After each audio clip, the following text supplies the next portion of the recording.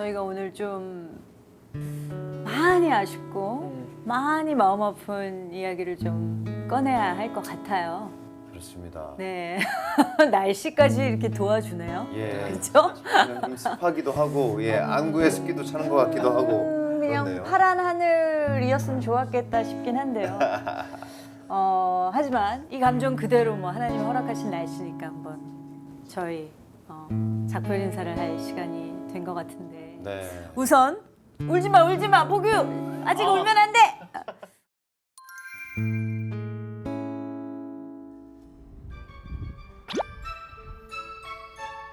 저희 초면인가요?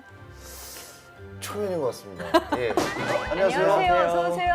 안녕하세요. 네. 각자 방에서 외딴 섬처럼 고립되어 있다가 나와서 처음엔 되게 어색하다가 조금씩 이제 속마음을 털어놓고 한 걸음 한 걸음씩 가까워지는 건가?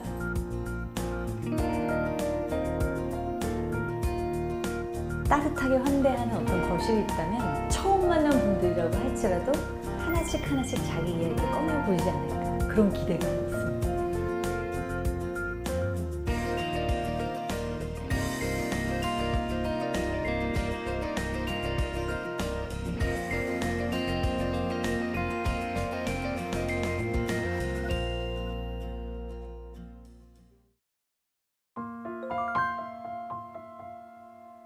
제가 이제 52인데요.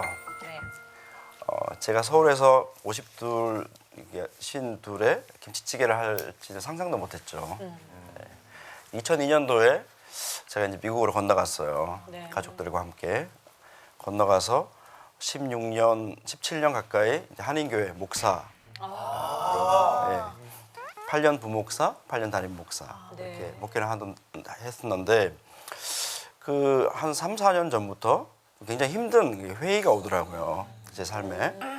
그러니까 이제 목사니까 설교를 해야 되고 또 성경 연구하고 성경 연구하고 설교를 하는데 제가 보는 성경은 이게 기독교 신앙이라는 게 항상 이렇게 가난한 사람들과 함께하고 소외된 사람들 편 서주고 예수님의 삶이 그러셨더라고요. 계속 네. 낮은 곳으로 가셨는데 저는 점점 이렇게 그런 것들하고 멀어지는 삶을 사는 거예요. 오히려 예, 목회자. 예. 자리가 안정적으로 채워지고 네. 연봉도 높아지고 또 안락한 노후 꿈꾸고 50도 되기 전에 이런 게 굉장히 힘들더라고요.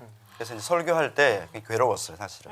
네. 고민하던 중에 어떻게 하면 내가 50쯤 됐을 때 내가 성경에서 보는 대로 한번 살아볼까. 그러니까 내가 이게 믿음이라고 생각하는 대로 살아볼까라고 고민하던 중에 아무래도 답이 안 나오는 거죠. 그래서 일단 교회에다가 이제 내가 사임을 좀 해야겠다. 내가 새로운 길을 좀 찾아봐야겠다. 그렇게 이제 사임을 이야기했는데 또 교회 리더들은 어떻게 대책 없이 사임하는 거는 허락할 수가 없다. 뭐 이러다가 그럼 내가 뭘 하지? 근데 그때 문득 제가 옛날에 식당을 해보고 싶었다는 생각이 드는 거예요. 네. 네, 그러니까 식당 음식을 만들어서 사람들에게 먹게 하는 것보다 누군가 이제 손님으로 오는 사람들 만나고 인사하고 잘해주고 이게 되게 하고 싶었거든요. 그런 생각을 하면서 저희 교인들 중에 식당 하시는 분들 이게 이제 조언을 구해보니까 다들 하지 말라는 거죠. 너무 힘드니까. 다들 말리시죠. 네. 망하고 뭐 후회할 거라고. 네. 어느 날 페이스북에 기사를 하나 봤는데 그 서울 정릉에서 김치찌개 3,000원에 팔면서 가난한 사람들, 청년들에게 이제 배불리 먹게 하는 식당을 신부님들께서 만드셨다는 기사를 제가 본 거예요. 네. 딱 보는데 가슴이 탁 뜨거워지더라고요. 이거다. 이게 내가 찾던 것 같다. 그래서 그 다음 주 바로 한국 와서 그 신부님 뵙고 내가 미국에서 목회하는 사람인데 나 이거 하나 하고 싶다. 이거 좋은 식당인데 좋은 거 하나도 있으면 더 좋지 않느냐. 그래서 허락을 받고 바로 또 다시 미국 가서 교회에다가 이야기하고 이제 정리하고 뒤도 안 돌아보고 이제 한국으로 왔죠. 네. 그래서 이제 제가 그런 일을 한다고 하니까 그러시더라고요. 요즘 누가 밥 못 먹고 사느냐고. 저도 그 말도 맞다라고 생각하는데 식당을 해보니까 밥을 못 먹고 사는 사람은 없을지 몰라도 밥을 충분히 못 먹고 사는 사람은 참 많아요. 그래서 3,000원짜리 찌개에 밥을 무한으로 리필해 주는 거. 그래서 와서 사람들이 맛있게 또 배불리 먹고 가는 이제 그걸 이제 매일매일 보면서 행복하죠. 그리고 뭐 부족하지만 제가 생각하는 기독교 신앙의 삶을 제가 조금 더 가까이 가서 살아내고 있다는 것에 대해서 감사하고 그렇게 예, 지금 살고 있어요.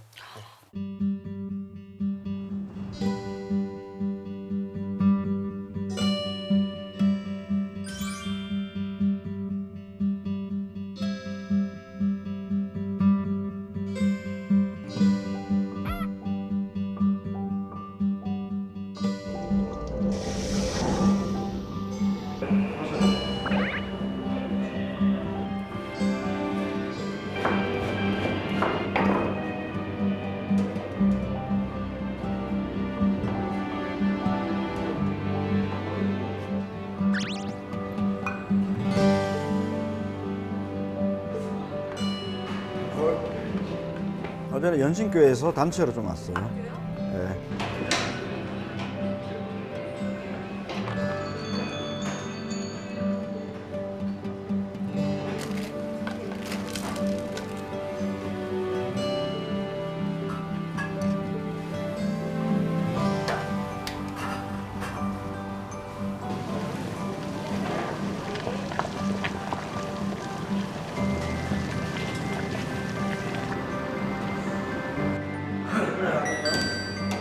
이분의 라면이요?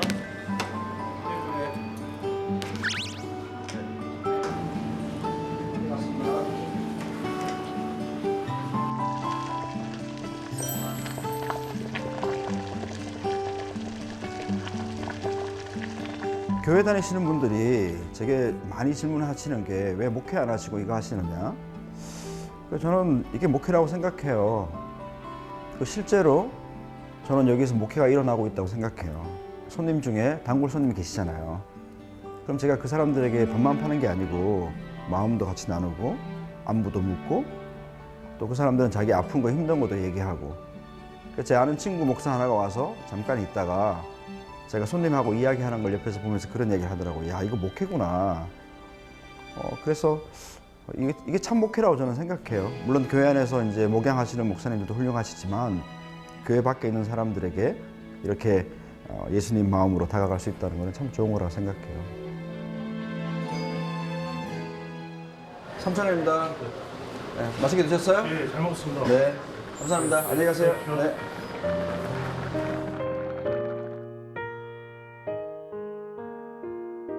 그리고 부한 형제님의 경우도 비슷한 지금 이쪽은 어플을 하시지만 전화, 상담 전화죠.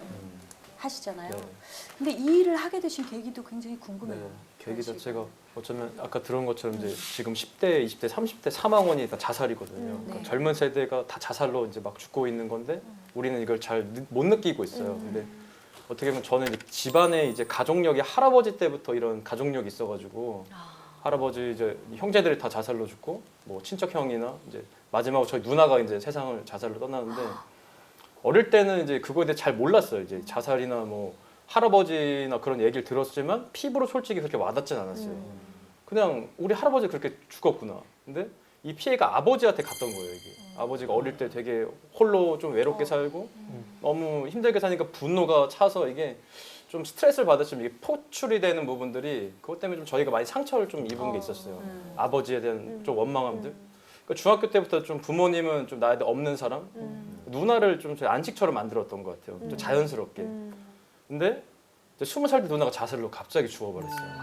누나는 이게 무슨 일인지 솔직히 잘 이렇게 이해가 안 갔어요. 이게 현실에 맞나? 이게 무슨 소리 하는 거지? 누나가 왜 죽었지? 왜 죽었지? 했는데 이제 누나가 이야기를 나중에 들어보니까 좀 꿈에 좌절이 있었던 거였어요. 원하는 뭐 어떤 미대나 그런 게 있었는데 어떤 실력은 됐지만 또 학력이나 점수가 안 돼서 이제 좌절이 되면서 누나는 이제 학교를 간다고 이제 거짓말을 치고 이제 외부로 그냥 떠돌이 생활을 했던 거였어요. 근데 우리는 아무것도 몰랐고 누나 22살이었고 누나 졸업식 날이었어요, 그날이. 그래서 누나 축하해 주려고 이제 저도 이제 OT 외부에 있다가 돌아가는 길이었는데 갑자기 그런 연락을 받고 이틀 뒤가 누나도 생일이어가지고 처음으로 뭐 이렇게 선물도 주고 잘해주려고 그랬는데 갑자기 사라져 버렸어요, 누나가. 그러니까 아빠 때문에 그렇게 많이 참아왔던 내 삶에 왜 여기까지 더 왔지? 그래서 너무 그걸 감당하기 너무 어려웠어요. 그리고 너무 미안했어 누나한테. 누나 너무 미안했고 가까이 그렇게 오래 우린 지냈는데 왜 이거 하나 몰랐지? 제 자신이 너무 무력해 보였어요. 너무 무능력해 보였고 그냥 바보 같아 보였어요. 거기서 봤던 건 누나 영정 사진이었고 싸늘한 누나 시체뿐이었어요. 거기서 다 무너지더라고요. 다 무너졌고 내가 어제 어릴 때 그렇게 아빠 때문에 우리 집안 때문에 참아왔던 것들 이제는 뭐 어떻게 할 수가 없다. 이제 그냥 우리 집안에 어떤 쓰나미가 진짜 덮쳐버리더라고. 죽음의 쓰나미가. 그래서 저희 집이 다 박살이 났어요. 그때 박살이 나고 근데 이걸 받아들이기가 솔직히 너무 힘들었어요. 저도 20살 때였고 마지막 누나는 나의 안식처였고 이제 다 가져가는구나. 이제 다 뺏어가는구나. 따라 죽으면 편할 텐데 이거 이제 뭐 나의 마지막 희망 다 갔는데 내가 뭐 아쉬워서 죽으면 편할 텐데 근데 못 죽겠더라고요. 누나 때문에 더 살아야겠다 좀 마음을 먹었어요. 그리고 되려 그 힘든 상황 속에서 아무것도 들리지 않고 아무것도 진짜 느껴지지가 않는데 신기하게 제 힘소리가 막 들리더라고요. 내가 의외로 살고 싶어 하는구나. 나는 너무 죽고 싶지만 내 안은 계속 숨을 쉬고 있구나. 그럼 규환아 어떻게 해야지? 살아야지. 그때 되려 소망을 좀 키웠던 것 같아요. 더 살아야지. 악착같이 살아야지. 누나 죽고 한 6년의 기간이 너무너무 힘든 좀 어둠의 시간이었어요. 살면서 그래도 행복할 때가 있었고 성취할 때가 있었는데 제가 그걸 누리질 못하는 거예요. 죄책감이 있어가지고 누나를 내가 그냥 죽인 것 같아서 그러다가 그냥 너무 살기가 힘들어서 우연히 호주를 그냥 워킹홀리데이 그냥 떠났어요. 혼자서. 근데 거기는 뭐 연고지도 없었고 막상 가니까 너무 당황했어요. 솔직히 뭐 영어도 안 들리고 그 공항에서 어떤 부부가 낯선 부부가 손을 내밀었어요. 너무 신기했어요. 한국 분이시죠? 혹시 도움이 필요하신가요? 도움이 필요하다고. 근데 저도 잘 모르겠어요. 그때 제가 어릴 때부터 다 쳐냈는데 그 사람들 손은 잡아야겠다 느꼈어요. 얘네 잡았어요. 낯선 사람이었고. 근데 같이 핸드폰도 막 개통해 주시고 난 지금 도움이 필요한데 그래서 거기 내가 같이 가자. 당신들 차에 나도 타자. 제가 막 이렇게 얘기를 하고 걔네들 따라갔어요. 이제 한 8명이서 같이. 근데 낯선데 낯선 공간에 여긴 뭐지 좀 이렇게 의아하더라고요. 근데 집이 되게 따뜻했어요. 우리 집에서는 저는 느껴보지 못했던. 우리 집은 항상 불안했었거든요. 왜 이렇게 따뜻하지? 근데 벽면에 십자가가 보이는 거예요. 얘네들 그 교회 다니는 애들이구나. 근데 이제 그때 교회라는 데 처음 가봤어요. 그 사람들 따라가가지고. 근데 교회가 되게 낯설었어요. 너무 낯설었고 막 춤추고 막 찬양하고 막 주여도 너무 크게 하고 너무 낯선 거예요. 근데 여긴 뭐지? 근데 또 이렇게 이상한 데 왔을까 했지만 예배가 이상하게 따뜻했어요. 그냥 알 수 없는 이 마음이 되게 따뜻했어요. 근데 이제 그 누나의 그 공항에서 픽업해준 누나랑 얘기를 하다가 이 누나의 삶이 너무 힘들었던 거예요. 어릴 때 부모님 먼저 여의고 막 친척집 전전긍긍하게 힘들게 살았는데 이 누나 되게 행복한 거예요. 저 4살 많은 누나였는데 이 누나한테 우리 누나 얘기 처음으로 해봐야겠다. 갑자기 딱 그게 드는 거예요. 누나 얘기를 6년 동안 아무 얘기도 하지 않았어요.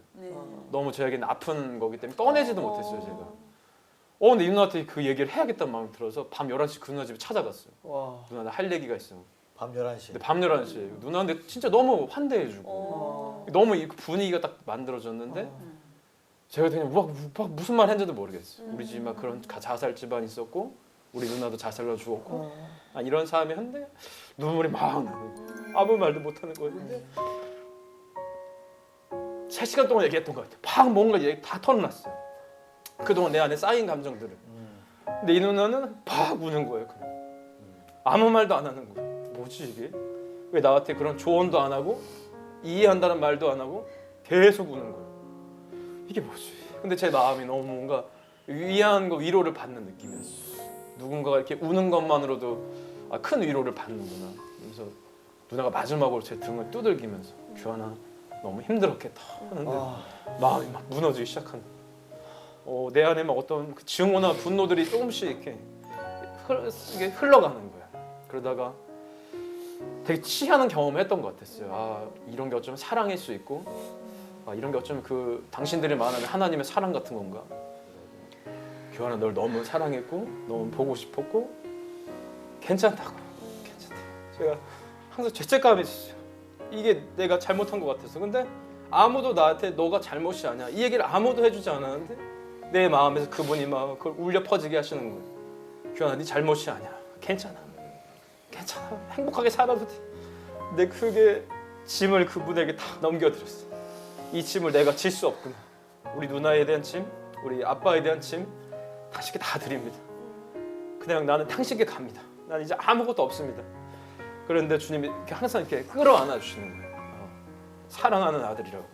나의 죄까지 대신 죽으신 그의 생명의 은혜 때문에 지금 내가 이렇게 연명해서 살아가고 있는 거구나. 내 생명은 내 것이 절대로 아니구나. 그래서 계속 다짐을 했어요. 당신처럼 내가 살겠다고. 내가 아버지가 나의 친구처럼 따뜻하게 대해준 것처럼 나도 그렇게 살아가겠다. 그러다가 예수님을 믿고 1년 반 정도 있다가 집에서 그냥 혼자 방에서 기도하다가 누가 막 우는 거예요. 너무 크게 막 통곡하면서. 이게 뭐지 하다가 방문을 막 다 창문도 열어보고 누가 밖에서 우나? 또 대성통곡을 막 하는데 아무리 봐도 그게 아닌 것 같은 거예요. 그래서 주님이 우시나? 그래서 제가 무릎을 꿇고 주님께 기도했어요. 주님 왜 우세요? 주님 혹시 우시는 거예요? 그런데 주님이 이 땅에 막 죽어가는 아이들 때 막 우시는 거예요. 죽어야 캐나 이 아이들 살려야 돼. 죽어가는 애들 너무 많아. 이 아이들 좀 살려줘. 근데 저에게 그것이 아버지의 그 통곡의 마음이었어. 왜 나한테 이런 마음 주시지 했을 때 이건 내가 할 수 있는 거구나. 어쩌면 내가 아픔을 겪었기 때문에 그 아픈 아이들 끌어안을 수 있는 거구나. 근데 이미 내 아버지는 하늘나라에서 계속 그 아이들 때문에 울고 아파하고 계시는구나. 관계는 지금 가장 예민한 건 친구. 가장 영향을 가장 많이 받는 사람. 친구 영향 아마 가장 많이 받아요. 저도 마찬가지로 시도를 했는데 죽지 않은. 어떤 선교사님 딸이었는데 자살을 좀 생각하고 있었나 봐요. 고등학생이었는데 강의를 듣고 막 울면서 고백을 했대, 이 친구가. 이제 죽지 않기로 결심했다고. 그 얘기 듣는데 제가 너무 신기한 거예요. 아, 이 1시간의 강의로, 이야기로 하나님이 일을 하시는구나. 유가족분들이 특히 좀 부모님들이 저한테 많이 오세요. 자녀 얘기를 하면서 어쩌면 누구보다 그들의 마음을 이해할 수 있는 것 같아요. 왜냐면 같은 고통을 겪어봤기 때문에 사실 그들에게 눈빛만 봐도 좀 이게 알아요. 이게 마음이 어떤지. 근데 그들의 눈빛에 그 그리움이 막 있어요. 그럴 때마다 좀 마음이 좀 울컥한 게 있어요, 솔직히. 그러니까 그들의 마음이 어땠을까, 자녀를 잃은 그들의 마음이. 근데 그럴 때마다 또 우리 부모님 막 생각나는 거예요. 우리 부모님 어땠을까, 누나 이렇게 떠났을 때 정말 많이 힘들었겠구나. 근데 그들에게 해주고 싶은 말은 어쩌면 하고 싶은 말이 없는 게 저의 말인 것 같아요. 그냥 그들의 말을 다 그냥 듣고 싶어요. 그리고 그냥 같이 공감하고 그냥 같이 아파하고 그냥 만약 하고 싶은 얘기가 있다면 더 행복하셔도 괜찮다고. 네. 너무 그 죄책감에 짓눌리지 마시고 많이 누리시고 행복하셨으면 좋겠다고.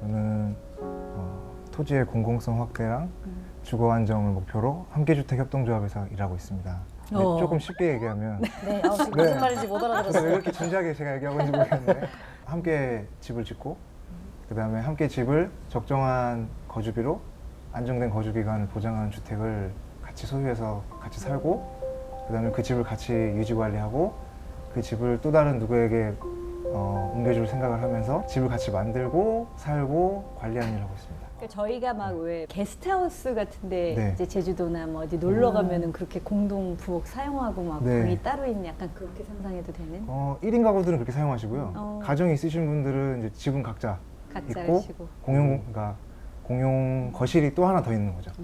집 전체에 이제 모두의 거실이네. 네, 그렇죠. 모두의 거실이 하나 더 있는 거죠. 진짜 저희는 통합형 주택을 추구하고 있거든요. 그러니까 어떤 특정 계층만 이렇게 모아둘 경우에 오히려 그게 문제 해결이 되기보다는 오히려 네. 사회적 단절감을 주거든요. 그래서 청년주택이나 뭐 저소득층 주택 이렇게 어떤 계층을 특화시켜서 주택을 만들게 되면 그분들이 오히려 사회적으로 소외감을 느끼는 경우가 생길 수 있어요. 근데 그쵸, 그쵸. 한 주택 내에서 1인 가구, 뭐 노인, 다양하게. 네, 어린이, 장애인까지 뭐 아. 통합적으로 살다고 하면 그 집을 사실 반대할 이유가 없는 거죠.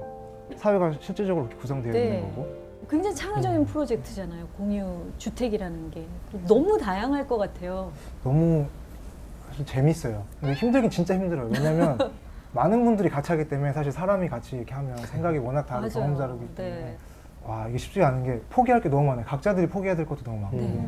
크기, 모양 뭐 이런 거 다 포기해야 될 게 진짜 많아요. 근데 그게 해결됐을 때 느끼는 기쁨은 근데 사실 다른 거랑 비교할 수가 없어요. 이게 어제 문자 받은 문자인데 어제 제가 집에 이제 들어갈 생각하니까 너무 설레요 이러면서 나에게 이웃이 생기다니 이런 이야기를 하시는 거예요. 그러니까 같이 집을 지으니까 그 집안에서 이미 서로 아는 거예요. 옆집에 누가 살고 아랫집에 누가 살고 네. 그러니까 전혀 내가 집 앞에 나설 때 그러니까 이 큰 건물을 들어서는 순간 우리 집이다라는 순간으로 들어가는 거예요. 네, 네. 우리 이사장님도 어머니들하고 함께 생활하는 공간 생각하고 계신다고 아까 네, 네, 하셨죠? 그 네, 말씀도 네, 좀 네, 네. 연관해서 네, 해주세요. 네. 네, 아까도 얘기해 주신 네. 것처럼 거의 비슷한데 저도 이제 제가 이제 꿈꾸는 공동체는 그 발달 장애인 가족이 모여서 사는 공동체가 아니에요. 아니에요? 네네 아니에요. 그렇게만 어. 살면은 우리가 죽으면 그 다음에는 그냥 그게 주택이 아니라 그냥 시설이 될 수밖에 없는 거예요. 예. 그래서 그냥 비장애인들과 이런 공동체에 관심이 많으신 분들이랑 같이 저도 제가 섬기는 교회 분들이 주축이 돼서 같이 이제 사회적 공동체 주택을 이제 만들려고 하는데 얘기해 주신 것처럼 내가 꿈에 그리던 그 어떤 집의 모양이 있고 그리고 이제 우리나라에서의 집은 곧 나의 재산과 연결되기 때문에 이게 너무 힘들더라고요. 그쵸. 예, 그래서 이게 조율해 가는 과정이 지금 너무 힘들어가지고 저희도 집의 개념이 완전히 예, 왜곡돼. 예. 그런데 그럼에도 불구하고 우리가 이제 이것들에 대한 공동체에 대한 희망을 가지고 계시는 분들이 이제 결국은 남게 되더라고요. 네. 그리고 이제 저도 협동조합을 하지만 협동에 대해서 배워본 적이 없잖아요. 그냥 내가 이 옆에 아이보다 공부를 더 잘해야 되고 좋은 대학을 가야 되고 이런 경쟁에 경우가 대해서. 갔다가 갑자기 협동을 하라고 하니까 협동조합 내에서 협동이 안 돼요. 협동이 안 돼요. 그래서 이런 것들이 어린 친구들에게 많이 더 알려줬으면 좋겠는데 그러기 위해서는 저희 같은 이제 부모들의 역할이 되게 큰 것 같아요. 네네. 그래서 저처럼 장애를 가지고 있는 부모님들도 더 사회로 나와서 그런 기회를 제공해야 될 어떤 책임감도 있는 거고 반대로 비장애 가족들도 이렇게 장애 가족에 대해서 편견이나 뭐 이런 것들이 아니라 네. 그냥 어울릴 수 있는 근데 이제 그런 공간 자체가 사실은 교회여야 되는 게 더 맞는 거죠. 예. 네. 그래서 예. 교회에서 어떤 특별한 대우를 원하는 게 아니라 뭐 사랑부라고 해서 따로 예배드리고 막 이런 것들이 더 많아지는 것보다는 제 생각에는 그냥 그 안에서 자연스럽게 어울릴 수 있는 어울리고. 이제 이런 맞습니다. 경험들을 제공할 수 있는 네. 교회들이 많아졌으면 좋겠습니다. 우리 위 형제님은 어떠세요? 이런 장애인들에 대한 편견과 인식에 대해서 굉장히 부딪히실 때 많았을 텐데. 네. 그러니까 저는 사실 제 성격이 별로 남의 눈치를 잘 안 보고 그냥 좀 당당한 성격이어서 네. 근데 제가 이 세상에 이제 나와 보니까 통계적으로 잡혀 있는 장애인의 숫자는 너무 많은데 세상에 내가 나와서 볼 때는 거의 안 보이잖아요. 그게 이제 마음이 안타까웠던 거죠.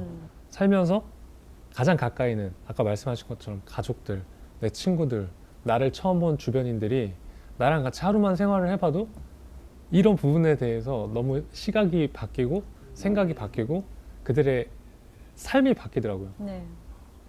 그걸 맞아요. 보면서 네. 이게 사람들이 나빠서가 아니라 네.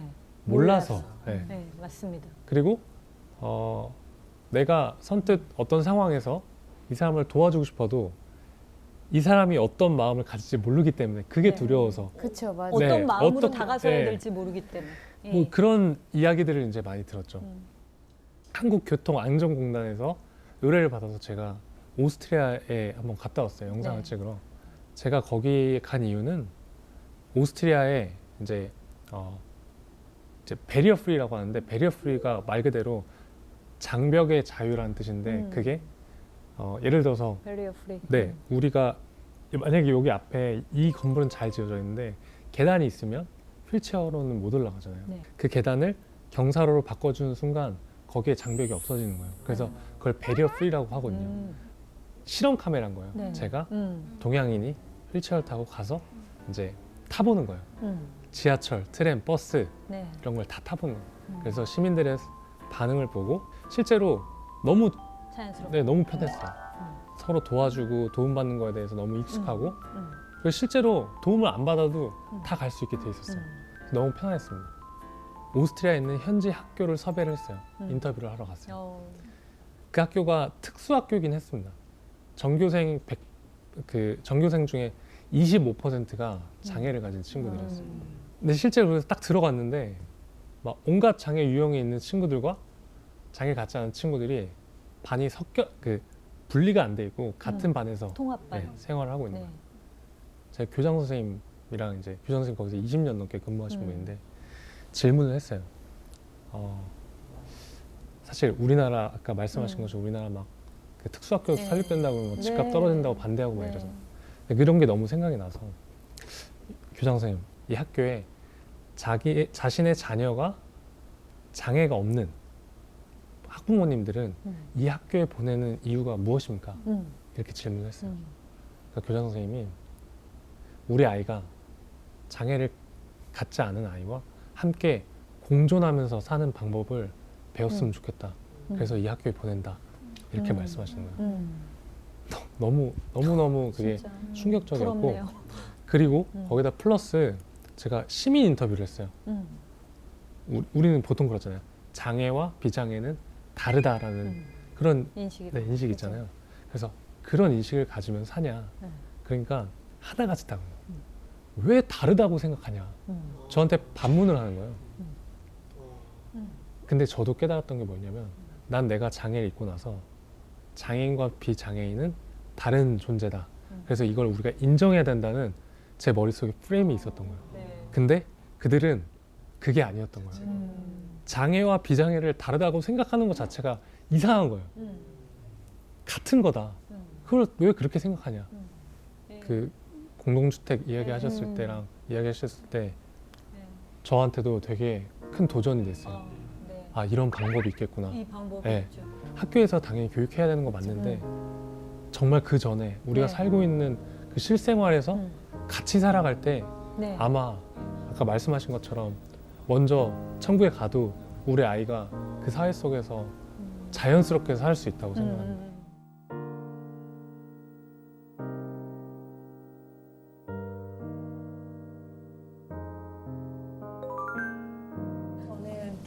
저는 어렸을 때는 이제 부모님이 이제 이혼을 하시고 그 이혼 과정에서 그 두 분 다 이제 교회를 다니셨는데 되게 활동을 열심히 하셨어요. 근데 아버지가 교회 안에서 바람이 나는 그런 상황이었어요.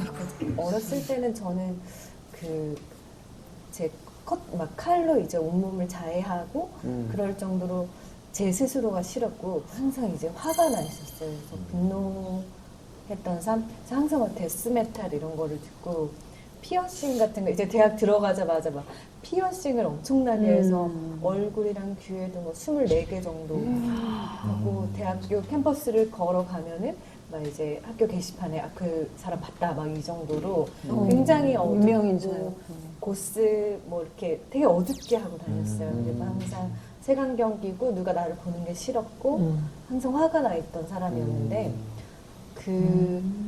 하지만 이제 엄마가 계속 기도를 하고 있었어요. 저는 이제 영국으로 패션 유학을 갔고 거기서 이제 더 다크하게 변해가서 굉장히 다크하게 변해서 네. 그때도 이제 아침에 허망함에 울고 항상 화가 나고 굉장히 우울해서 삶이 무의미하더라고요. 그리고 내 주변에 되게 좋은 환경이었음에도 그냥 다 싫은 거예요. 다 믿고 어떨 때는 어떤 밤에는 이렇게 환상 같은 게 보이는데 이렇게 큰 우주에 너는 먼지 같은 지금 자도 네가 없어져도 아무도 신경을 안 쓸 거야. 자존감이 굉장히 그런 현상도 보이고 그래서 좀 죽음을 많이 생각을 했었던 근데 이제 엄마의 기도가 이제 10년이 쌓이다 보니까 성경책을 보내주시고 그 이제 유학 시절에 읽게 되고 그러면서 우연찮게 한국인 그러니까 엄마 소개로 이제 한국 무용하는 언니를 만나서 영국에 있는 영국인 교회를 가게 됐어요. 근데 그때 찬송을 듣는 가운데 또 입을 벌려 찬양하는 가운데 갑자기 이제 눈물이 너무 나는 거예요. 그때 그 모습이 내가 너무 부끄러워서 좀 나와서 그 다음 주에 혼자 다시 교회를 갔는데 눈물이 너무너무 나면서 뒤에서 이제 누가 내가 너를 사랑한다고 그래서 그 사랑으로 이제 그 사랑을 느끼니까 다시 예전으로는 못 돌아가거든요. 그래서 진짜 그 영적인 것이 확실히 그때 있다고 느낀 게 데스메탈, 하드코어 그리고 내가 즐겨보던 공포 영화들이 너무 싫은 거예요. 보기도 싫고 듣기도 싫고 그러면서 이제 다시 이제 회복을 하기 시작했어요. 그 영국 교회에서 그리고 한국으로 와서 이제 하나님 안에서 그때는 정말 막 기쁨도 누리고 뭐 날씨만 봐도 너무 좋고 감사함이 넘치던 생활에서 이제 당시에 결혼을 약속한 남자가 있었는데 결혼 3개월 전에 갑자기 이제 연락 두절되더니 일주일 뒤에 파혼을 이제 하고 잠적을 해버렸어요. 남자 네네. 그게 거의 이제 5년 전 일인데 그때 이제 다시 그 되게 바닥을 치면서 울었던 것 같아요. 그때 저는 이제 32살 여자였고 당시에는 여자로서 이게 끝났다고 생각했어요. 이렇게 버림을 받았고 신혼여행도 다 결제를 해놨는데 그래서 끝났다고 생각을 하고 진짜 바닥을 치며 울다가 어떻게 이게 제어가 안 되는 거예요. 그래서 그냥 한번 답답하니까 달려볼까? 그렇게 달리기 시작을 했던 게 그게 이제 그렇게 달리기 시작하신 거예요? 네네. 그래서 10km, 20km 정말 열심히 달리다 보니까 달린 지 3개월 만에 제가 제주도 100km 2박 3일 동안 그 하루에 이제 100km를 달리는 대회가 있어요. 산을. 100km?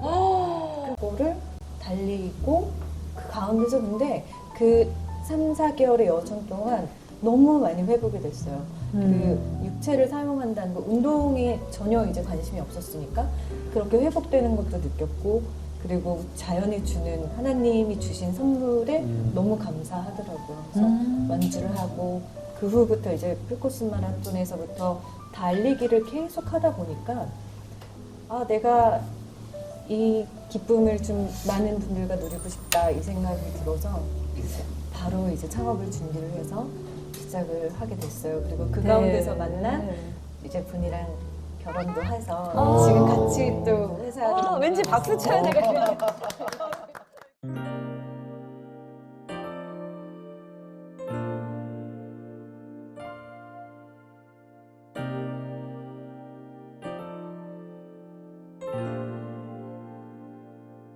어, 2014년도에 사실은 그 알 수 없는 이유로 파혼을 하게 됐고 저는 이제 어떻게 보면 이제 실연의 아픔으로 굉장히 힘들어하고 있었어요. 그래서 울어도 보고 술도 진탕 마시고 해도 그게 계속 반복이 되고 해소가 되지가 않았어요. 그래서 이제 달리기를 처음 시작을 하게 됐고 처음 달리는 동안에도 그 화가 나는 마음이 풀릴 때까지 계속 달렸던 것 같아요. 근데 자연 속으로 들어가게 되면은 생각을 할 겨를이 없이 울퉁불퉁한 지형들이나 이런 것 때문에 오감에 굉장히 이제 예민하게 되더라고요. 그래서 조금 나로부터 벗어나서 넘어지지 않으려고 지형을 잘 봐야 되고 그 가운데서 너무나도 숨이 차고 숨을 참는 이제 좀 쉬어가는 가운데서 내 심박이 이제 내려가면서 그때 이제 자연 풍경들이 보이고 내가 얼마나 감사한지 그거를 자연 속을 달리면서 좀 깨달았던 것 같아요.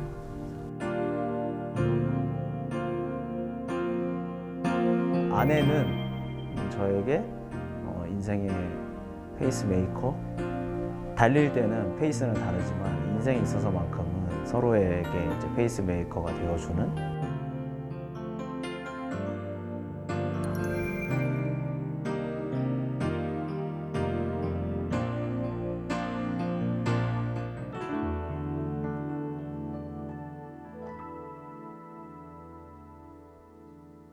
난 항상 화가 나 있었어. 어두움은 어두움을 불렀어. 아침에 허망에 울었어. 모든 게 미웠던 때 이렇게 큰 우주에 먼지 같던 나에게 처음 갔던 교회는 눈물로 이렇게 큰 우주에 먼지 같던 나에게 처음 부른 찬양은 당신께 그때 뒤에서 누가 포근히 안아주며 사랑한다고 너를 사랑한다고 나는 달리기를 잘해. 이제는 당신께 달려가. 언젠가 만날 그날에 나는 이제야 고백해. 전능하신 나의 주 하나님이 능치 못하실 일이 하나도 없더라. 전능하신 나의 하나님은 파혼당한 여자를 사랑받는 아내로 이제야 바꿨네.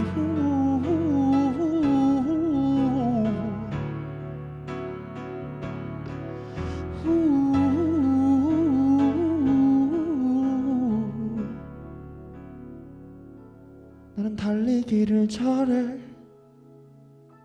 내 방향은 한 가지. 그 길은 예수 내 신랑의 길이라.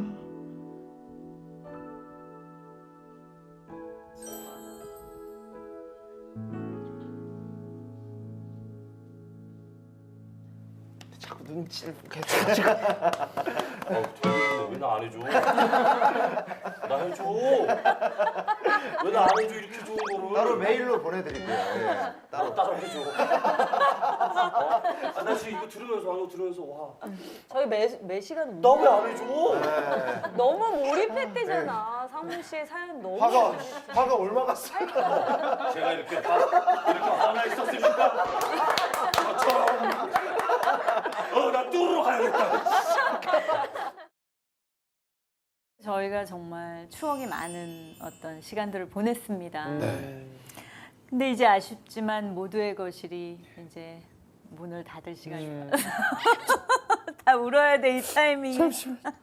예. 정말 저희가 그런 컨셉으로 시작을 했죠. 각자의 방에서 꽁꽁 숨겨둔 이야기, 어디에서 이제 쉽게 꺼내놓지 못하는 이야기.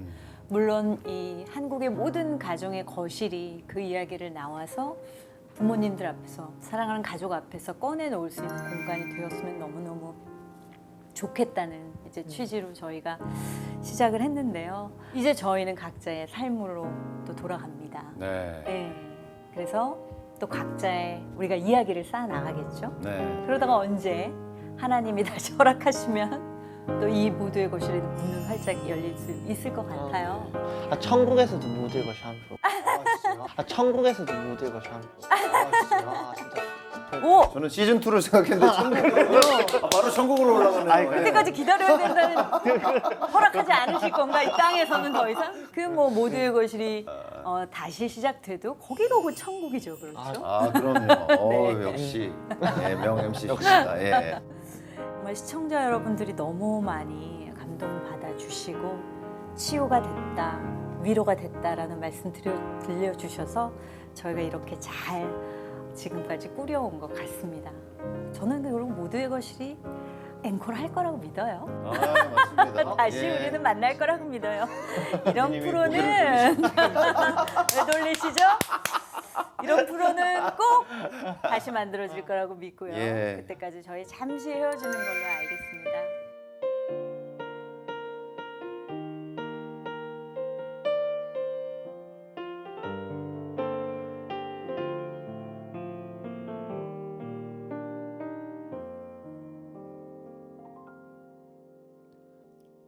어디로 가건 무엇을 하건 예수밖에 몰랐던 청년은 말씀 하나 들고 인생을 살아왔네.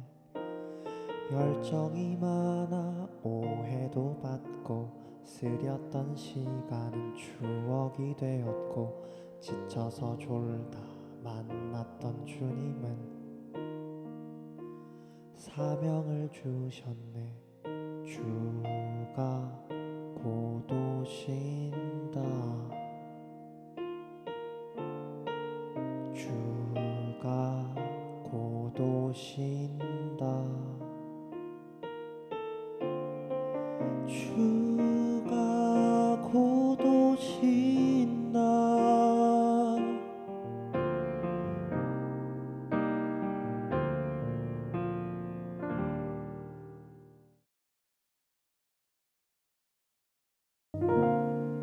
하나님 나중에 혹시 만나면 꼭 이 얘기 듣고 싶다 그런 거 있으세요?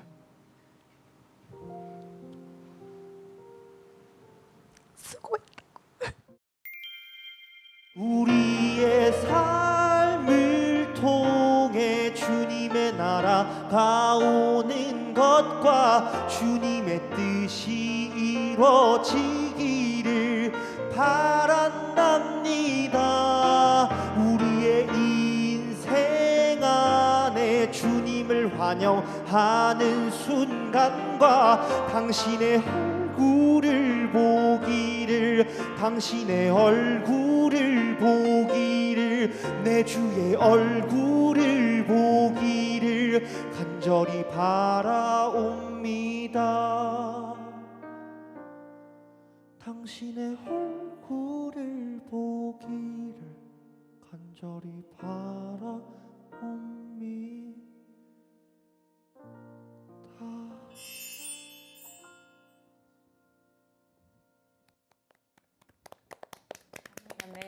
우리의 인생 안에 주님을 환영하는 순간과 당신의 얼굴을 보기를, 당신의 얼굴을 보기를, 내 주의 얼굴을 보기를 간절히 바라옵니다.